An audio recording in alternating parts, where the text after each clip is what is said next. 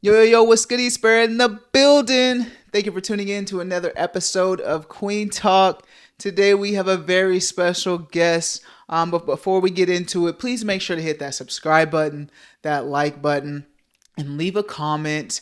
For those that are new, welcome. Thank you for joining us. Today we have Dahn Luu. Hey. Hi, my name is Dahn Luu. My pronouns are he, him, his. Um, I'm originally from Wichita, but currently living in Overland Park, and I identify as a homosexual. Homosexual. Homosexual. Homosexual. So I met Jan when we were at Glisson, Kansas. 5 years ago? So you Almost said that six now. six Yeah, almost now? six. Um, and I don't even remember I was the student coordinator and you were the policy or the, At this point, I don't remember yeah, I was, because I got kicked out. oh, yeah, I do remember all of that. I do remember all that. But that's where I originally met you from, and I feel like we made a good connection there. Although how it ended, but you and I we were still cool and whatnot. Mhm. Um, and what got you into Glisson, Kansas to start with? So at the time, I was in my final years. Well, my first final year at WSU for the BSW program, the Bachelor's of Social Work program. And so when I was talking to the person organizing the practicums for the internships, um, she was just asking like, oh, like, what do you want? What kind of population do you want to work with? And I was like, possibly like K through 12 kids, and then possibly maybe kids that are in the LGBTQ population. And so Glisten was the one that popped up, and that's where I ended up. Are you so you graduated from WSU with your social work? Is that what you pursue now too? Did you navigate into that now? Are you still working with the queer kids? So, not exactly. I mean, I graduated at the best time of everyone's lives in 2020. Yeah. And so I kind of bounced around a lot. I worked a lot of different jobs. And so right now I'm currently trying to get back into banking, actually. I worked for a Okay. bank for a little bit and I actually really, really liked it. And so social work has kind of taken a space in the back burner for now. I Yeah. still want to in the future because one of my main goals is to potentially become like a school counselor or like a college counselor, just to help kids find their path because that's something I needed when I was growing up. But yeah, so right now it's not a priority, but right now it's trying to make money. Yeah, I hear you on that one. I actually did the same thing. So I graduated in 2019. And when I traveled and then yeah, COVID hit. So I was like, man, do I really want to do this? And I kind of got in like the same similar situation of just like trying to figure out what I really wanted. So I totally get where you're coming from there. You mentioned that like you needed guidance and that's why you want to pursue that. So what was your upbringing like growing up? So I am grateful to have grown up in I would say, at the time it was probably considered middle class family. Um, and that's basically just the prospect that we would take like one major vacation a year, usually either to visit like family in California or visit family in Vancouver. And so I'm grateful for that because I know that a lot of people don't have that sort of privilege to even like leave the city really. yeah. Um, and so as when we were growing up, it was better than when my brother was growing up, who's 8 years older than me. When he was growing up, my family wasn't making quite as much money as they did when I was born. Like, thankfully, right before I was born, my mom had just gotten into like a pretty stable job, and my dad had had a stable job for a few years, and so it was kind of very easy Yeah. to live for a They while. finally figured it out. Hmm. Yeah. What was it like for you? Like, when did you come out as homosexual? Ooh, ooh. So in high school, I had like a feeling that Okay. I was not straight. Um, but I definitely avoided it because I thought, like if I do come out, like this, everything's gonna change, Hmm. my life's gonna be ruined and Yeah. everything like that.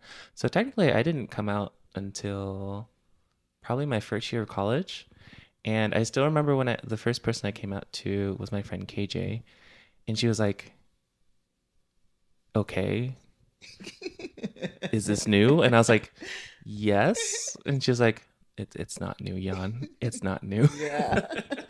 And so Yeah. after that, it became a lot easier to just be like, "Hey, like." Yeah, and that was just like towards like your friends group and Mhm. whatnot, not really towards your family yet. Right? No, there.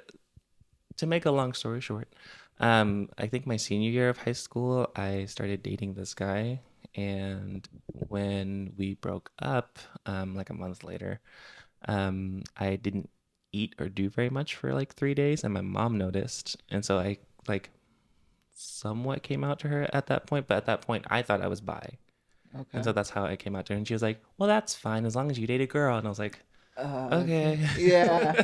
Yeah. So, yeah. and And yeah. and then so did you have a conversation ever since then? Like have you had a conversation with your either parent? Not really about sexuality. They don't really tend to pay attention to that. Although my dad is a bit conservative, and so I just kind of avoid that conversation altogether. Okay. Hmm. So you did never have a conversation with your father at all like you did your mother. Nope.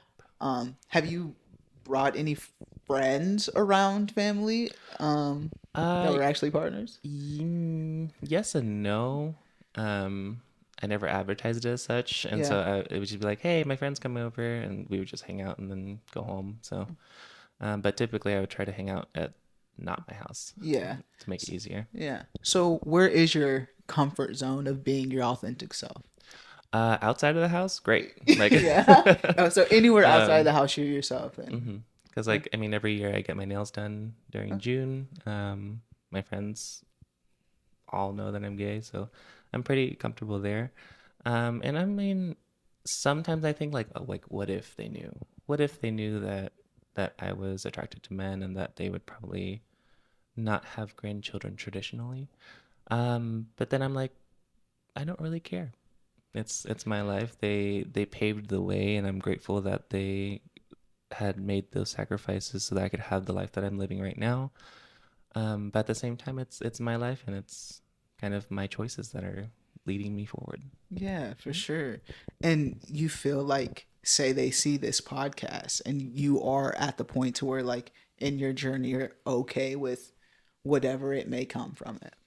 Yeah, I mean, I'm outside the house now, so they can't Yeah. really do much in Yeah. terms of like, I'm gonna take away your phone. Anyway. Yeah, so yeah, that does make it easier. Just like being an adult now, like this is my own life. I pay my own bills. Like, yeah. Do you feel like that's why you moved to Overland though? Do you feel like you? I mean, before I moved to Overland Park, I had already moved out of the house for about a year, Mhm. just to live with some friends. But my main motivation to move to Overland Park was that my brother's been out there for like over 10 years now. And so like we've always been close growing up, and it was like he was like, "Well, come up here. There's more opportunity. There's more things to do, and then Yeah, there really is more yeah, things to do than in Wichita." definitely. So yeah, that's So how you and your brother's relationship? He knows that you. he wasn't always accepting of it. So it's funny because when I came out as bi, he was one of those people who were like, "That's not fair. Like, why do you get to like both men and women?" And Huh. I was like, "Oh, that's an interesting take."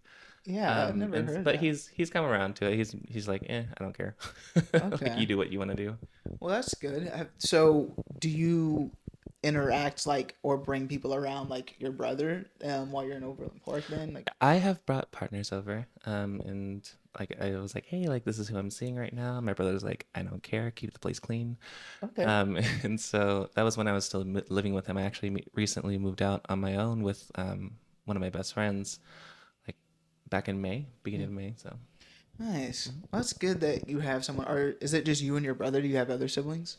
Nope, just me and my brother. Okay. Hmm. Well, it's good that you have that relationship with him. Like, he's open. I know men can have like their ideas of like what gay men and stuff like that, and have their own like I don't know ways about it. So it's good that he's opening up for you. That's awesome. What do you do now in Overland Park?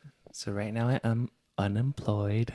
Okay. I'm actually interviewing for a few places, but ever since I've been in Overland Park, I've worked in banking, which is what I was used Yeah.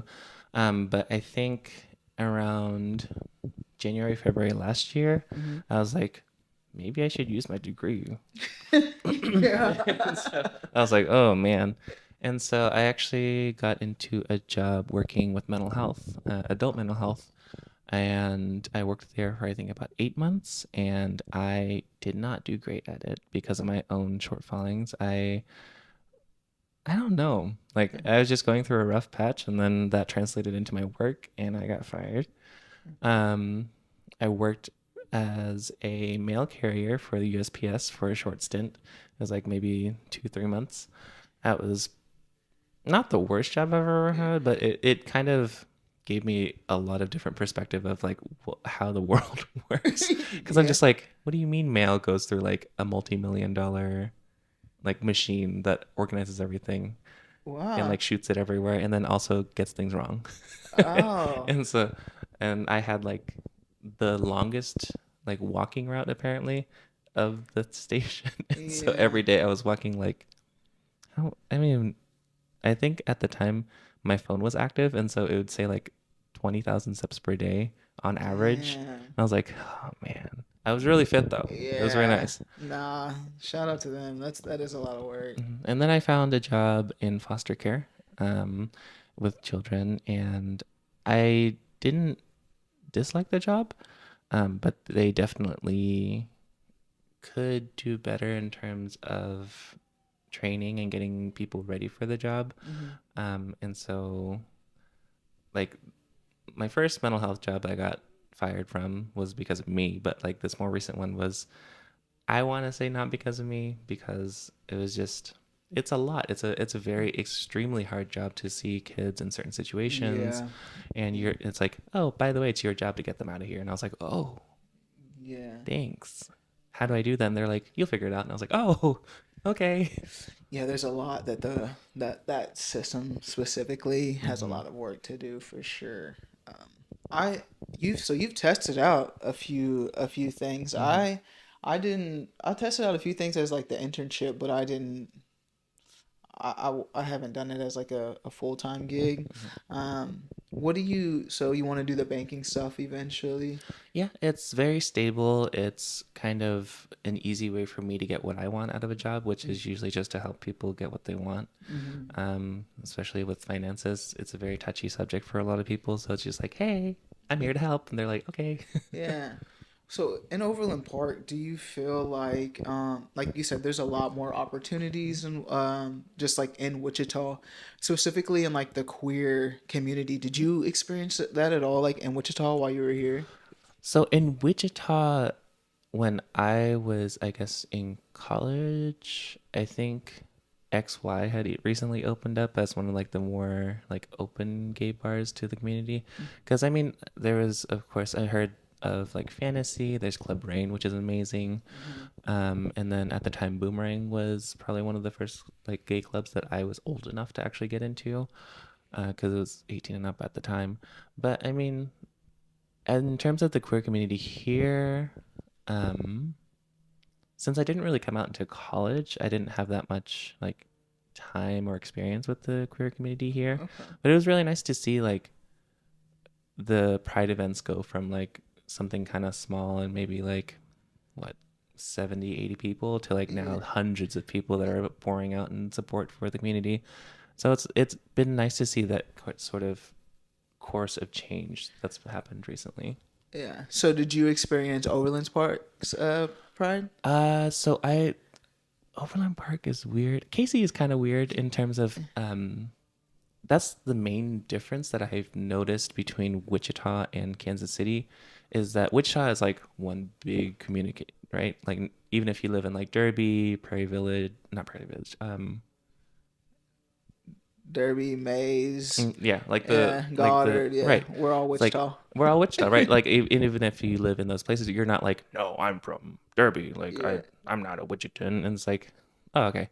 But up there, it's very more like secluded, I guess. Like, but Kansas City is bigger than I ever thought it would be. Because I Mm. like when I was visiting my brother, I thought it was like, oh, it's like, Johnson County and like a little bit of downtown. Yeah. But then it's like Gladstone, Lee's Summit, Raytown, Raymore, and like all of these other cities. And so there's a lot more separation, I guess. There is an overall KC Pride event that happens every year, and that's really fun because it's a huge event. Like the park that they hosted at for the past few years is massive. So yeah, it's just like Wichita but bigger, Hmm. but also more separated. So you didn't get to experience like the? Did you go to Kansas City Pride or Mhm. did? Okay. It's really fun. I went with friends last year and this year, and so it's a lot. Like it's a lot of vendors. It's a lot of it's nice to see a lot of businesses that are supporting the community. And so it's just a little different. It's a little bit Yeah. different. It's a little bit bigger. Yeah. Do you find like there's a lot more people of color as well? No, you still feel like it's pretty. Same ratio, just Yeah. more people. So Yeah. you feel like there's more, but then it's the same ratio of Yeah. like white to Yeah. POC. I was, I guess, like, do you put yourself in like situations of like more people of color there though? Like, what's your friend group look like? Do you have like queer people of color that you hang out with? So I try to. I mean, my roommate slash bestie is a queer woman of color, and she, like, we've known each other for like 7 years now. Shout out to Desi. Um, and so it's a little difficult for me at least because since college I've been more of a homebody. Okay. Although there is something recently that my friend Desi and I have been doing or participating in, which is called Queer Bar Takeover in Kansas City. Have you heard of that? I haven't. That sounds dope So though. it's really cool. Basically, it's this organization. They take over like a stereotypically straight bar and just make it a gay bar for a night. And it's really fun. They play really good music.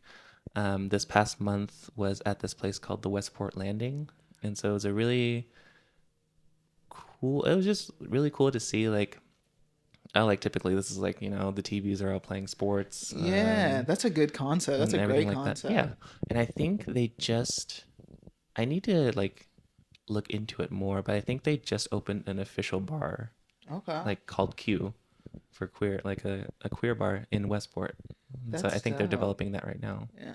I think I've only been to one gay bar in Kansas City, and I want to say it's Missy B's, but that is that right? Missy B's is probably one of the biggest, like at least most well known Yeah. queer bars. There's also I think there's a lot. Yeah, I'm sure there I've is. only been to like two, which is Yeah. like Missy B's, and there's a bar called Woody's, I think, which is more Mm, of a bar than like a club. mm. So Yeah, I haven't found like a lot of bars or clubs like when you go in and like to see a lot of queer people of color mm, like and like my Missy B's experience I was the same way. So I didn't know mm. like you living there, did you have like experience of like seeing more queer people of color than Then you in usually Wichita, yeah, than you usually do. no, I think the ratio still kind of applies. Like Yeah. it's Yeah. it's like majority white and then like a little sprinkling of color there. Yeah. And so it's just the sample size is bigger, but then Right. it's still the same like ratio. Yeah. Being like a queer Asian, do you feel like there's certain um, culture barriers that you face that other people of color do not? Um, Not necessarily. Mm. When I was growing up, I mean, in the Asian community, at least what I've experienced, it's more keep to yourself if you Mm. have something different about yourself. And Okay. so, like, is it oppressive? Technically, but like, you aren't really discouraged from doing that, but it's more so, I think I had adopted more like Western ideology in terms of that. So it was like, oh, if I come out, then that's like end all be all. Like that's Mm. the worst thing I could possibly do to myself. But in the Asian community, it's not necessarily unacceptable, Hmm. but it's not necessarily acceptable. It's just like kind of keep to yourself. Like Yeah. It's like don't there's talk about it. kind kind of like mental health. Ooh, woo, that's a whole different subject. Yeah. But in terms of queerness, I mean, when I was growing up, I mean, we knew people who were queer, and like there were people that went to our Buddhist temple that were queer, and so like my parents seemed okay with that. There, Mm, I think like the mentality is like it's okay as long as my kids aren't that way, yeah. and so Yeah. that's Yeah. yeah. Anyone but us. Hmm. Yeah. You mentioned Buddhism. Do you still practice now? Yes and no. I mean, I try to go as much as possible to temple, but I haven't like it's always sort of irked me when people are like, "Oh, I'm a devout like X religion," because I'm Mm, just like, so do you go because you want to go, or do you go because you want people to know you want to go? yeah. And so for me, Buddhism now is more just how I live rather than like me having to go to a temple every single weekend and pray and everything like that. And so it's more of like how I live, like a lifestyle, like a just a way of life rather than like my religion. Yeah. And so Uh, it's I take comfort in it sometimes because I mean sometimes things get hard and there's certain readings or there's certain like chants that I still remember growing up with that kind of help calm me down a little bit. So it's nice. Yeah, that's always good. I think finding that spirituality is really needed to like navigate, like, because it's hard out here. So to not search for something to like help with guidance, it can be difficult to have to do that. Um, how are you comfortable with walking in your authentic self, just like on a regular basis? Uh, I don't really not to be one of those people that are like, oh, like I'm not one of those queers who are just rainbows and they look like clowns and everything like that. No, I'm not. I'm not one of those people. But like, I'm comfortable just dressing like this t-shirt and shorts and like going out. And so like some like I have my ears pierced now, and so I'm trying to eventually heal them so I can, start wearing more earrings that I've collected over the years because I have over a dozen pair of earrings that I've bought and I can't wear them because I didn't have pierced ears. You just knew you wanted to get your I ears was pierced like, one day. this is why I'm queer. No. And now so is just like as a gay man, like I walk around, I don't advertise it Hmm. necessarily, but I mean my friends are like, I mean, it's the way you walk, it's the way you talk. Like it's Mm. it comes out eventually, but I don't really necessarily pretend to be straight Hmm. either, if that makes Right. sense. Yeah. So I'm not trying to hide it, but I'm also not like obviously gay in some situations. Sometimes I am apparently. Yeah. And so it's just I just live me. Like Yeah. I don't So you're really. yourself all the Hmm. time. Then you Hmm. feel like. Do you have you had any situations or experiences where you felt like you said you never feel like you act straight, but that you did feel like present yourself in a manner. Okay, let I me. mean, yes, because you kind of have to feel it out at new jobs, and I've had Okay. a So. lot of new jobs in the past 5 years or so since, especially since COVID. And so I'll definitely be a little bit more shielded at first and be Hmm. like, "Hi, my name is Jan. Yeah. I am an ambiguously straight man." Yeah. And then Yeah. eventually be like, hey. Right, yeah. So you do have to present it in a different way, like your personality, in certain situations.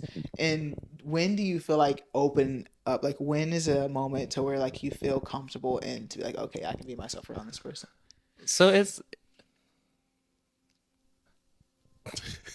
I feel, I know that we're like very millennial. Like, I guess we're kind of in the middle, right? Yeah, I would say We're like so. zillennials because Hmm. we're in that kind of transition period between the two. Um, I go off of vibes Yeah. because if I feel like, oh, like in conversation, like, oh, like if I feel like you're supportive of what I am, then I'll slip in like a joke or something and like be like, Yeah.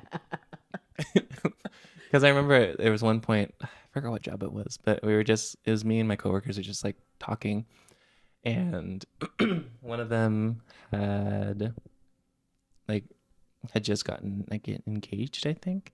And she was like, "Oh yeah, like I think we're probably gonna try for children." And so I was like, I was pretty comfortable with them at the time. So I was like, I mean, I've tried for children a lot in the past, but it doesn't really work out. And they're like, "Why?" And I was like, hmm? And they're like, "Ah." That's funny. And so they're like, "Oh." And I was like, "Really?" Yeah, just like throw it in there every Hmm. now. Yeah, that is Make it fun. yeah, for sure. Because you definitely have to like feel it out too, for sure. Because you never know. Like, Mhm. with me personally, I'm kind of like, I think it's kind of obvious. In certain situations, I mean, there are mask presenting women that are not part of the community, but Mhm. I don't really hide it in anything. So I don't feel it out really. I'm just this is Here I me. am. Yeah. This is me. Um, there was a point in time where I wasn't like that. Like I would, I don't know. I've always dressed this way, but just not like with a partner or I was scared to hold hands like in Hmm. public for a while. What was your situation of like that in public versus private? I don't like PDA for Yeah, myself. yeah. Everyone else, I don't care. But for myself, I'm like, ooh, ooh, Yeah. ooh. And do you think that is because of what others might say, or do you think that's just I in think general? for me, like, I used to think that that was like very like, oh, like how like homophobic of myself Mhm. to like it's internalized homophobia. Yeah. But then I started slowly learned I was like, I just don't like PDA. Like I just Yeah. don't like being like affectionate in public at all. I think I'm coming more around to it now. So I mean, everything can change all the time, Yeah. and so typically, yeah, it's I'm like, nope, like don't touch me. We're walking next to each other. I'll hold your hand, Yeah. but don't touch me. Yeah. That's as far as it goes. Yeah. Have you dated a woman in the past? Like you said, you're bisexual. Ooh, I've tried. Yeah. In high school, oh my God, I like I tried to ask so many girls out and it never worked out. Yeah. I dated one girl for 3 days. 3 days. Hmm. That was an Why do you experience. like? Do you think like you just because you knew like this isn't like emotionally, physically, we're not just connecting. I don't know. Like, I mean, I never really dated in high school, so I Mm. didn't. I didn't date technically until my senior year of college, senior year of high school, and that's a story on its own, which I'll tell after. But like in terms of most of my high school, like time in high school, I tried to date so many girls. Like I would ask girls out, and like I would go to like prom and homecoming Mm. with girls, and be like straight, I guess. But Mm-hmm. I never really dated a girl. And then when I did date that girl for like 3 days, um, I don't know. Like it ended. I never knew exactly why it ended. And then the week after, she was like, "By the way, can you introduce me to like one of my really attractive friends?" I was like, "Huh, okay." Just trying to get through me to get to I them. don't even know at this point. And like at this point, I'm like, it happened, Yeah. whatever. Yeah. It wasn't devastating. Um, but when I was like the first time I dated in high school was technically with that guy, and it was funny because it was after Christmas on my senior year. My friend was like, "Here, I have a present for you on your phone," and she downloaded Grinder. This was like the first person that you had told. Did you know what it was at the time? Like it. So I knew what it was. I'd heard of it, and so this friend was like probably one of the very few people that knew I was like at least queer. I didn't know I was like I didn't come out as queer or anything to them, but she was like, "You like men?" And I was like, "Yeah, yeah." But then I didn't officially come out until like college. And so she's like, "Here's Grinder," and I was like, "Okay." And so I started dating this guy that was going to KU. It only lasted like a month, and Hmm. so that led to the me coming out to my mom thing. Right. And so that was really my only dating experience. And then I don't know, You said you didn't date until your senior year, and that's a whole story in itself. Why? like the Grinder thing. Oh, okay. I mean, long story short, I like we went on a few dates because he was in college, and at the time I was like, "Oh, this is cool. I'm dating a college guy." Now looking back, I'm like, "Oh my god, what the fuck? Yeah, Because I was for like, real. because I was 18 and he was like 24 at the time, and Oh so wow. Yeah. now looking, Technically, that was legal. it was Yeah, legal, and yeah, so but now 18. looking back, I'm like, oh, Yeah. why? Okay. And so I found out. So I stayed on Grindr even though I was dating him, but not to like hook up or anything like that. I was just making friends because I had made a couple friends just talking around. And this guy was like, because I changed my profile picture, and he was like, this other guy was like, "Is that your boyfriend?" I was like, "Yeah." Like we just started dating. Like I'm so happy right now. He was like, "You know, he uses a different app to like talk to to guys, right?" And I was like, "Oh." He's like, "Yeah, he like shares his nudes and stuff and everything." I'm like, "Oh." And so Uh, my like 18-year-old brain at the time was like, "Oh, I don't know how to process this," and so I didn't like eat or right. anything for Yeah. like 3 days. Yeah. Older men getting like always 18. Yeah. You want to know That's something else? Vietnamese, Chinese, white, uh international studies, concentration in Mandarin, red flags everywhere. Dang. Dang. Now looking back, I know, but like back then, I was like, I'm dating a college guy. I'm Yeah. cool. Yeah. That's unfortunate. Well, I'm sorry. Like that was your first experience, so that was like into like the gay scene, and that was. Mhm. How did you navigate after that? Oh, Like, I was a hoe. uh, you said okay. I was like, this is fun. No, like I had that was like my host season, I guess Yeah. that summer after high school. Shout out to Katy Perry who makes bad music now. But it was kind of like my way of trying to sort of process that and Mhm. sort of see like what my worth was because I felt pretty worthless after that. Because it was like obviously I'm not good enough Mhm. to like satisfy someone else, and so I kind of like there was a lot. Yeah. It was a lot. I was not. I was safe, Mhm. but I should not have been in those situations at 18 years old. Yeah. And And so that was that summer, and then like once I got into college, I didn't really do anything. So mhm. Yeah, it is like I mean, like you said, you were so young, you got your heart broken, and um, I mean, that you was a didn't know what else. But you did say you were safe. How did you learn about like being safe and like who taught you that? Was there someone that I mean, technically, it was like sex ed back in middle school that yeah. like kind of taught me that because, um, I mean, I know that a lot of people like growing up, they learn from like porn, and so they learn like not necessarily to be safe, but like how people think pleasure should be.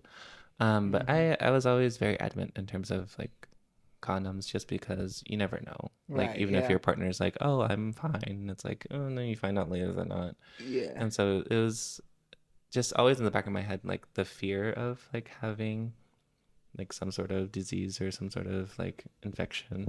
And so I was like, I don't want to have to explain that to anyone or like a doctor. And so Yeah. that's why I kind of just stuck to that and made sure that I was like, you're using a condom. I'm using a condom. Woo. Yeah. Well, that's good that you put that in there because I mean, not being a hoe, Hmm. you can get things like so it's good that you were like being safe though with it Hmm. in that same And some sense. people enjoyed not using protection, which Yeah. is all power to them. I can't do Yeah. it. Yeah, that is for some people, but yeah, it is good that you were able to do that. And just I don't know if like it is easier like men like you do learn about it in your sex ed for like women.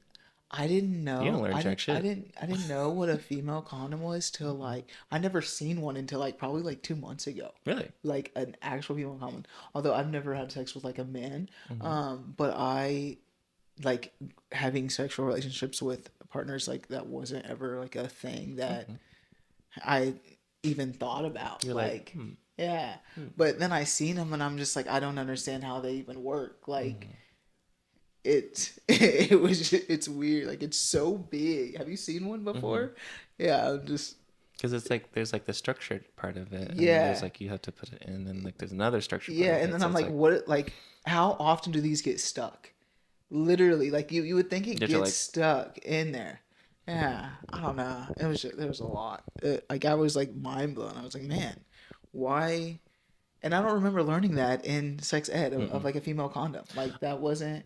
I don't remember learning about a female. I remember learning about those type of condoms, but not a female condom. I think it was mentioned when I was going through sex ed, but it wasn't like, here's a banana and a Yeah. condom, and like you put the condom on. Right. And Yeah. so it's just Yeah. like, Huh. maybe we should step that up a little bit. Yeah, for sure.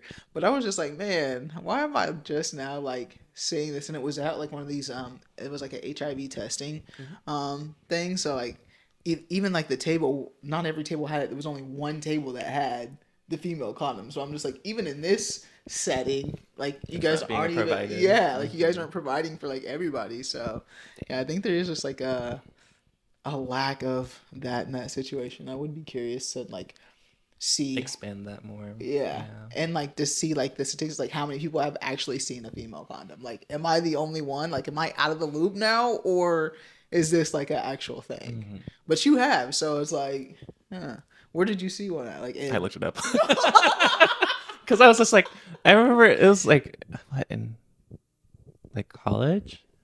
I was like, I know there's male condoms. Is there a female condom? I was just out of curiosity because Yeah. it was just one of those nights where I was like, I Yeah. don't want to study, and so I'm just gonna look stuff up on the internet. Yeah. And so Yeah. I was like, oh, Okay. okay. Okay. So you found out on your own, so I don't feel as bad. You found it out on your own. Yeah, Oh I man. was not taught it. I was like, yeah, okay. Yeah. So what's your dating life now? I mean, since I've been in Casey, I haven't really I dated two guys. Mhm. I mean, I've never really had a whole lot of luck with guys. What's Um, your way of finding it? Just grinder, or is there other ways that? so let's see. In the past, it was Grinder, and then Tinder for a little bit, and I tried like Bumble, I think. Although shout out to Bumble BFF at least. Have you ever looked at that? No, I It's really haven't. fun. It's like I've dating, heard of but you it. find friends, and I found a really good friend that I ride motorcycles with up in Casey. But like I used those dating apps a lot, but then like eventually you just find the same people over and over again, even if you reset it and everything like that. And so I think since end of June, like early July, I haven't been on any apps. I'm just like, I'm just gonna make money and pay Yeah. for like blind boxes and Yeah. stuff that I like. Well, I'll tell you what. So my guest told me to tell people to try this. So you're in a grocery store. You see someone that you're attracted to, whatever aisle it may be. Then you find ingredients to cook something on that aisle, and you're like, oh, acting like helpless, like you don't know, like, oh, do you know where Where's this? this? Yeah, and then it's like asking them, oh, well, what are you doing tonight? Can I cook you dinner? And then seeing where it goes from there. So if you're bold enough to do Mhm. something like that instead of the dating apps, there's a way to do That's true. it. I mean, my friend Desi and I, like, we said so when we moved in together in May, but we didn't really do much. But I think now we're gonna try to like go out at least once a month just to Mhm. like see people. Yeah, especially you're in a new city. And like you said, Kansas City's big. Hmm. So I'm sure you can find Do a lot something, to yeah. do. But yeah, I don't know. Um, Not to go down a rabbit hole, but sometimes my little conspiracy theory brain is like, oh, like I'm not really getting a lot of traction on dating apps because I'm no longer like a skinny, like Asian boy. Mm, And that's a lot of what happened when I was a hoe that I mm. didn't think about at the time because I was just like, oh, like they're attracted to me, and it's like, no, they're old white men who are attracted to young Asian boys. Wow. And Yeah. so the realization was like, woo. And Jeez. I didn't die, so it's fine. Yeah. And so, but yeah, I mean, I'm an average sized So when guy I now. asked earlier, do you feel like there's certain not there's not necessarily culture barriers like being a queer Asian, but just like being a queer Asian, like those are certain situations that you've had to deal with, like you've experienced the fetishes of white men on you because you're an Asian. Yeah, I mean, Back when I was on Grinder, I got a lot of messages that was like, "Hey, are you good at massages?" And I was like, Oh my gosh. "Yeah, but like not for you." Ah, that's oh yeah. Yeah. Or like, how hairy or how hairless are you? And I was like, I don't know. I don't hair or anything. It's a weird question to ask. Yes. Oh my gosh. Man, people are wild. I People don't. are racist. Right. I don't have a lot of body hair, but damn, Ah. get off me. So so do you feel like how have you like navigated that? Like have you called people out on it? Like what do you like do you just like ignore it? Like I just ignored it in the past. I mean, now I'm not even on any of those apps anymore, hmm so I'm just like, I don't care. Like, hmm I don't deal with it anymore. Well, yeah. because I mean, that kind of stems a little bit from, the prospect of anonymity, Mm, because everyone can hide behind a screen and be like, yeah. "Oh, you're this slur, you're that slur. Like, you can't find me because I know you don't know Yeah. who I am." And so I feel like people tend to get very brave when they feel like there's no consequences. Or they don't even know that there's consequences. And so Yeah. they're just saying what's on the top of their head, which is something that's been learned and that's something that's been taught to them, because no one's born predisposed to racism or predisposed to homophobia, transphobia. And so they had to have learned that somewhere. But it's, I feel like it's the sort of everyday struggle and conversation of, well, then who teaches them? hmm Yeah. Because, like, I'm sure as a queer black person, like, you don't want to go around having to explain, like, this is what a black person goes through, this is what a black, like, queer person goes through, this is what a queer black person goes through, hmm and like vice versa for anyone that who's in like a marginalized community. But then at the same time, we're the ones with the experience, so who should be teaching these people how to navigate spaces that they weren't native into? Yeah. And so it's that's a whole other conversation, because Yeah. it's just like, yes, it'd be nice for people to learn, but then eventually the question becomes who teaches. hmm So it's hard. Right. It's hard. Yeah, and like this podcast, like I wanted it to be like for the people of color because like I feel like we all have like these different experiences of just like within the queer community, Mm-hmm. like you are really experiencing right like your experience that you're telling that don't get told, like they don't get seen. So like you said, where does it like you telling your story and your experiences in hope like for Queen Talk is in hopes of like people listening to this Mm-hmm. become aware like this is like an educational piece too. Like people ask me like why like why am I excluding like white queer people? And it's not that I'm like excluding them at all. Like this is still for them. Like this conversation is for them. This specifically is for them. So like um I think like they're incorporated just in a different way that they're not used to. Yeah. And this is why like our stories and experiences don't often get heard. And honestly, like this is my first time hearing like that this was like a fetish of like the white man towards Asian men. So like this is like this is information that I'm learning too, Mm-hmm. and so like being more aware of that and just like being having these stories being told to know like and you're not alone, like you're not alone, someone watching this is going to like be like man, and they could be younger too and just like they didn't know that but now they'll know before they enter that space and know like the ideas that some of these people may have. So Mm-hmm. it's good that you're being vulnerable and opening up and letting people in and telling us that. So Be a safe hoe. yes, if you're gonna be a If you're hoe, gonna be hoe, yeah, you don't have to be. be a safe hoe. Yeah, that's that's wild though. And now I don't know. I wouldn't date a white man. No, I wouldn't like, but maybe I'm open to it, but yeah, it's just it has to be very like specific, I would say. yeah. Um, I mean, they would just have to be cognizant of the differences that our experiences like give us. Mm-hmm. And so it's just I don't know. Yeah. So, yeah, like that is a great actually question to ask. So just like with those experiences with white men that you have, like, and it being so predominantly white in the queer spaces that you're in, do you have you dated white men still? Do you Yes um and no. mhm. Do you I see I yourself might be there? talking to one right now. Okay. But I mean, it's just it's a I hate like generalizing. Mhm. And so I just take it by case thing. Like Mhm. if we're cool, we're cool. But like if you're part of a certain community, then I don't really care.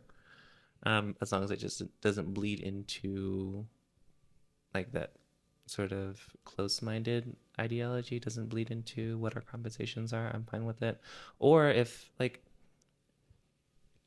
honestly, people can be racist even if they're not white. Mhm. So it's just Yeah. like as long as you're open-minded and as long as you kind of keep that open channel of communication, I think it that allows for so much more conversation, for so much more learning, for so much more opportunity for people to be more informed. I mean, if you go into something and just being like, oh, no one's gonna like me because I'm this or because they're that, it's like Yeah. you close off that Yeah. channel. Like Yeah. you can't But expect people yeah. But to I think accommodate it's you.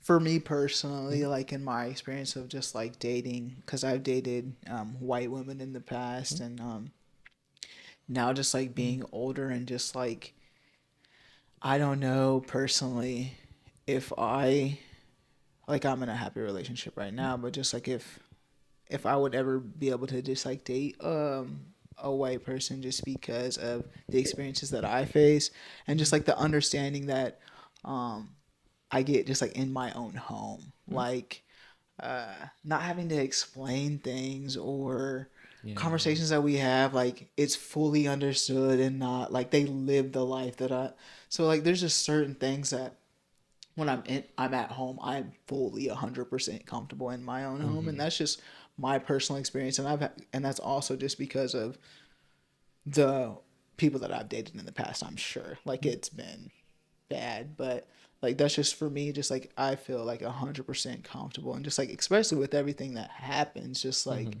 um, race wise, and so just like having that heavy stuff happen, and just like having those conversations with my partner now are completely different than what they were in the past of Mm-hmm. just partners. So it's just different to navigate. So I don't know. yeah, I think it's just it's different though. It's different, Yeah. I but mean, circling back to like the not really coming out, but just like being comfortable with my friends and such. I mean, I fucked up a lot because I think in college, I mean, you saw it when I was at the internship. Or maybe you didn't see it, I don't know. But I was very full of myself. I was very like, I'm great. I'm like not well, at the time I was like I'm better than everyone else, but I didn't like advertise it as such. I was just like, oh, I'm just self-confident. And so I stepped on a lot of toes back when I was like kind of getting more comfortable with myself.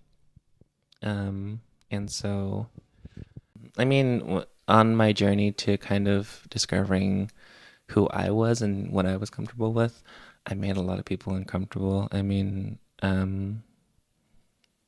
like at one point I like made this guy that I thought or maybe hoped was queer um very uncomfortable, and like we don't talk till this day because of it, because I at the time I thought that he was just overreacting and stuff like that, and so it's just um I don't know, like I've grown a lot since then. I've come to realize like maybe I should, consider other people's feelings more. But yeah, it was just like a consequence of my actions was that we don't talk anymore. Like we were very very close friends, but then I kind of ruined it because I was hoping that he would be queer like me. Um, or another relationship. situationship that I had. Um, I revealed some not so public information about them to some of my other friends. And that ended up being a whole situation that I now looking like in the moment I was like, oh, like I'm fine, like I didn't do anything wrong. But looking back, I was like, oh my god, what the fuck? And so it's been a learning experience in terms of just because like I mean obviously there's no natural crash course of being straight because I mean you have to and that's why we have incels. But That's what we have. What? incels. But like, I mean, everything's a learning experience, and like, I am grateful to those who have had to deal with me because I was pretty insufferable for a long time, and I probably still am right now to some people. But it's been a learning experience. It's not everyone has the same experience, but my God, do we learn? Yeah. Why do you feel like what do you feel like you learned from those experiences? Not to hold myself at too high of a pedestal because at the time I was like, look at me, like I'm a great college student with 1 point like a 2 point something GPA. And so I think at the time I was just very overconfident in myself in terms of like not necessarily being queer, but just being like a person. And so um I was like on top of the world and everything like that. And then like have you ever heard the audio that's like nothing bad ever happens to the Kennedys? That was me. That was me, unfortunately. And so Okay. it took a very long conversation with one of my friends, and he was like, "Hey, like you need to slow down. You need to kind of look around and see how people react to what you're doing and what you're saying, because if you don't, you're gonna lose a lot of friends." And I did. I lost a lot of friends because of just being a jackass. And so, um, Shout out to that friend that called you in on that though. Like that's not easy to be able mhm, to do that, especially like if you're an asshole. mhm. How did you like take that conversation when someone told you that? I was in denial at first, honestly, because I was like, no, that's fine. Like people are fine. People still like me. But then like I started because at the same time was when I graduated, but then COVID also hit, so like people started getting more isolated, and so the combination of not being in college, not seeing people every day anymore, and having to go virtual for a lot of things, kind of finally like reined in my perspective of like, oh, like I'm not necessarily friends with these people like I think or like that they are. They just see me every day. And so they know me. Yeah. And so like it was kind of a harsh reality check, but I needed it Yeah, you literally had because to sit in it with COVID, like hmm just sit in all the things that you've done, and how have you grown since then? Would you say? since then, I mean, I'm definitely more cognizant of how I interact with people. Um, I think one thing that I didn't like recognize very well was body language and just honestly information. Um, I'm much more closed off when it comes to other people's like information that like I don't know if they wanted to be shared or not. The thing that I shared was definitely not okay to share. Um, and so it's just I'm more. Have you talked to the person since then, or have you relayed any messages to this person that I have. don't know? I've tried, and I think they're not. They're still hurt by what I did, and so it's completely fair that they don't want to talk to me because I wouldn't want to talk to me if I did that to Right, me. right. I just didn't know if like you've actually like just actually apologized to this person and said I that. I have attempted to, Okay. but I don't think honestly what I did to those people are, in my opinion, probably past the point of apology. Yeah. And I think, I mean, it's been years and years now. This has been. what, over 5 years now. And so, I mean, from what I can see, they're happy with their life, and I'm okay with my life at the moment. And so I sometimes I wish that we could at least just have me be able to apologize, but at the same time that would just be serving me. Right. That Yeah. wouldn't really serve any I other was just say purpose. like as long as you've said your piece, Hmm. what they do with that, then that's on them. Like you just have to take that. But I just want to It's make still sure. on me what I did though. What did you say? I was like, it's still on me what I did Yeah, though. yeah. Uh, but it's good that you're like owning it though. I mean, I know for a lot of people, ego can get in the way and just stay in your ways and not apologize and continue just to be the hateful person that you were. Mm. So it's good that you're growing. Like I feel like Trying to. yeah, I feel like you owning it and admitting it and admitting that you want to grow is growth. Like I feel like that in itself is like growing.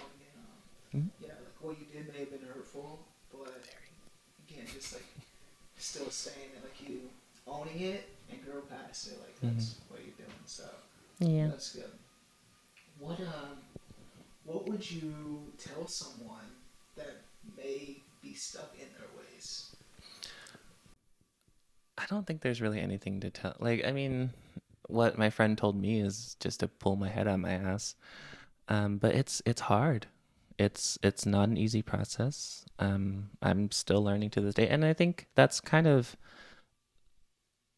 part of it because before I was like, oh, I'm fine. I don't need to learn anything else. Like I'm cool. Like I'm part of the queer community. I'm cognizant of my own identity, and I'm like, no, I wasn't. Like looking back now, I'm like, what the fuck were you talking about?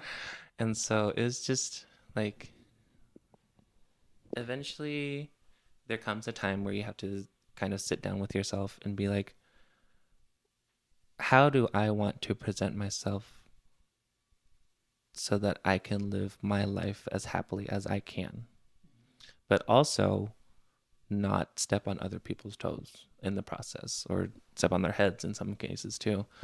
And so it's a hard thing to kind of recognize like maybe I'm not as nice of a person as I thought I was. And maybe I was really realistically just taking advantage of other people's kindness to bolster my own thoughts of myself. Because, I mean, I've always been told that I'm like a nice person, but then I had to really dial it back and be like, am I nice because I'm nice, or am I nice because I want people to like me? Yeah, that's like as you get older, you come to those like Mm-hmm. realizations, and I think like you said, like COVID, it hit you like Ooh. during that time, so like you really had to sit in it, and I think a lot of people felt the same way of just like during that period of time, just like looking back on like not just like my relationships with friends, but Mm-hmm. just like with jobs and with yourself and Mm-hmm. just like self care. I think there was a lot of realization during the COVID period of time, and a lot of growth came from it, and a lot of people declined from it. But it was a lot of people sitting in those thoughts. So it was good that you did that, and like I said, you're continuing to grow. So one last thing is just like, what would you like to leave the audience with today? Don't be a jerk.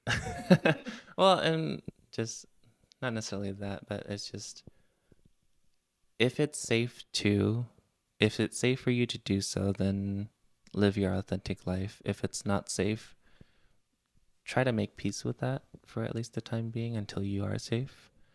Um, Not everyone has that luxury, unfortunately, and so it's hard to kind of navigate spaces that you aren't welcome in. Um, but hopefully the shell doesn't really become like a wall because that's really hard to tear down eventually. Um, I used to, you know, think that being gay was a bad thing, and like I mean that's what a lot of people think because that's what they're taught and that's what's learned. But eventually, loving yourself is such a better option than hating yourself because the latter can lead to such terrible, terrible things and terrible thoughts in your head that um, can manifest into more physical and um, other mental, you know, issues and barriers, really. And so be aware of your surroundings, be aware of your own feelings in like your own spaces, and just try to be a bit like try to just constantly improve rather than just being like, I'm great, I'm fine, everyone else is bad. Stagnant. Just like I said earlier, just stuck in your ways. Mm-hmm.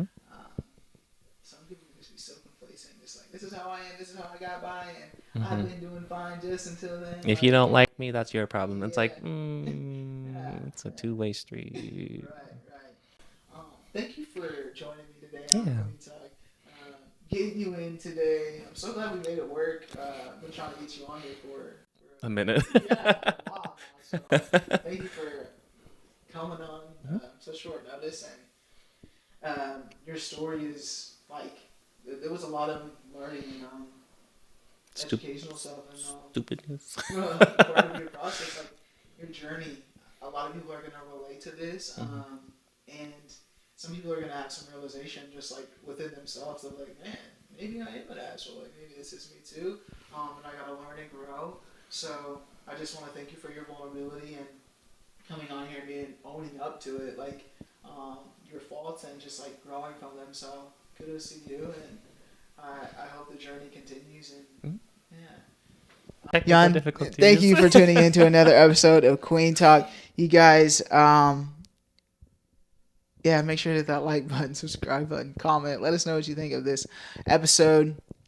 If you haven't already, please make sure to hit that link below if you want to be a guest. If you guys have any questions, please hit that link as below as well. Always looking for questions to ask the guests. And as always, family, friends, strangers, love.